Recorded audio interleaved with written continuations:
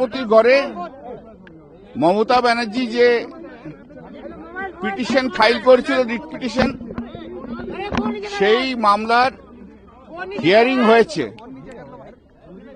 এবং সেই মামলার সঙ্গে আরো অন্যান্য যে মামলাগুলো রয়েছে, দোলার মামলা, ডেরেকের মামলা এবং জয় গোস্বামীর মামলা, এই তিনটে মামলাই হিয়ারিং হয়েছে। তো হিয়ারিং হওয়ার পর মমতা ব্যানার্জি তার আর্গুমেন্ট করেছেন, কোর্ট পারমিশন দিয়েছে এবং কোর্ট বলেছে যে তুমি যতক্ষণ বলবে আমরা শুনবো, 15 মিনিট দরকার হলে শুনবো। এবং মমতা বন্দ্যোপাধ্যায় তার পয়েন্টগুলো যা যা আছে সেগুলো বলেছে। 1 নম্বর পয়েন্ট যেটা বলেছে যে ডিলিশন হচ্ছে, কোনো ইনক্লুশন হচ্ছে না, ইনক্লুশনটাও দরকার। 2 নম্বর হচ্ছে role of micro observer and roll observer. আইনে কোথাও জায়গা নেই যে মাইক্রো অবজারভার এবং রোল অবজারভার অ্যাপয়েন্টমেন্ট করার। 3 নম্বর হচ্ছে এই যে লজিক্যাল ডিসক্রিপেন্সি বলেছে, যেগুলো কোনো ছোট ছোট মিস্টেক, যেমন খান, বাবার নাম খান লিখেছিল আলাউদ্দিন খান, এখন এসছে আলাউদ্দিন খাঁ। তার কার মিস্টেক? এটা তো ইলেকশন কমিশনের মিস্টেক। তার জন্য লোককে কেন হ্যারাস করা হবে?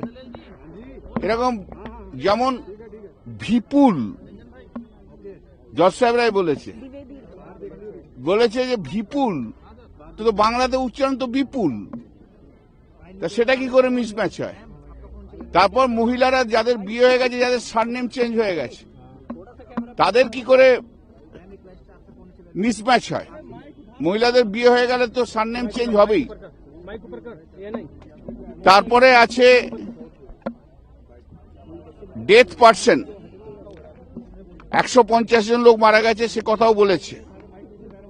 এবং এই যে স্ট্যাচুটে যে ক্ষমতা দেয়া আছে ইআরও এবং ডিআরও, সেই ক্ষমতা কেড়ে নিয়ে মাইক্রো অবজারভারদের দিয়ে তাদের ডিসিশন নিয়ে আসছে, সেটাও ইলিগ্যাল।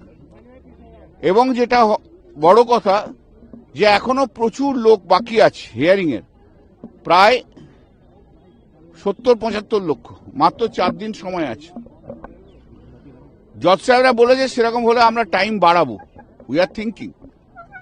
এবং এই মামলা সোমবার দিন আবার হিয়ারিং হবে, তারপর যা ফাইনাল অর্ডার দেওয়ার তা ফাইনাল অর্ডার দেওয়া হবে। আরো 2-3টে ম্যাটার আছে, সেগুলোকে ট্যাগ করা হয়েছে। তারপরে সব মামলাতেই নোটিশ হয়েছে এবং সব মামলায় হিয়ারিং হবে।